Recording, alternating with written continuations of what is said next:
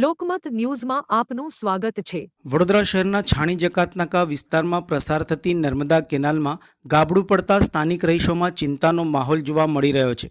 સ્થાનિકો દ્વારા સંબંધિત તંત્રને તાત્કાલિક સમારકામની કામગીરી હાથ ધરે તેવી માંગ કરી છે। સ્થાનિકોના જણાવ્યા મુજબ આ કેનાલમાં ભૂતકાળમાં પણ અનેક દુર્ઘટનાઓ બની ચૂકી છે। ખાસ કરીને બાળકો નાહવા જતાં ડૂબી જવાના બનાવો પણ સામે આવ્યા હતા। જે તે સમયે કેનાલની આસપાસ સુરક્ષાને ધ્યાનમાં રાખી ફેન્સિંગ કરવાની માંગણી પણ કરવામાં આવી હતી, પરંતુ રજૂઆતો છતાં પણ આજ દિન સુધી કોઈ અસરકારક કાર્યવાહી કરવામાં આવી નથી। હાલમાં કેનાલમાં પડેલા ગાબડાને લઈને લોકોમાં વધુ ચિંતા અને ભયનો માહોલ સર્જાયો છે। સ્થાનિકોના આક્ષેપ છે કે સંબંધિત તંત્ર સમગ્ર મામલે ઘોર નિદ્રામાં છે।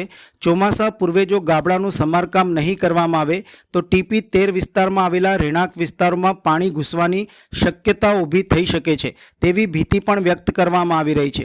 આ મામલે વડોદરા શહેર કોંગ્રેસ અગ્રણી વિજયભાઈ જાધવ દ્વારા તંત્રને ગંભીરતા દાખવવાની માંગણી કરી છે।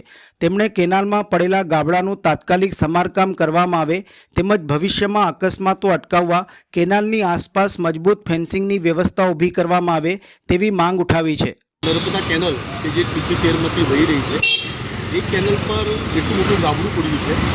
ભૂતકાળની અંદર પણ આની ફરિયાદ જે પણ નર્મદા નિગમના જે પણ અધિકારી છે એને મેં આપી હતી।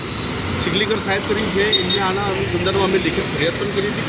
પણ હાલ જે વરસ થવા આવ્યું, અત્યારે થોડા દિવસોમાં ચોમાસું ચાલુ થશે, જો કદાચ નહેરની અંદર જો પાણી છોડવામાં આવે તો ટીપી 13ની અંદર લોકોના ઘરોની અંદર પાણી ઘૂસી જશે એવી પરિસ્થિતિ અત્યારે નિર્માણ થઈ છે।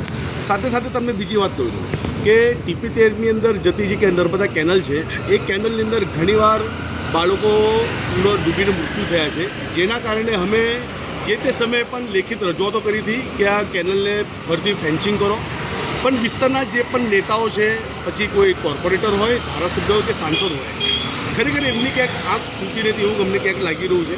કારણ અમે ફક્ત ને ફક્ત જ્યારે ઇલેક્શન આવે છે ત્યારે અમે વોટ લેવા જઈએ છીએ, પણ જ્યારે લોકોને હાલાકી પડતી હોય, લોકોને નુકસાન થતું હોય, લોકોને જીવ જતા હોય, એ વાતને કોઈ પણ નેતા ગંભીરતા લેતા નથી।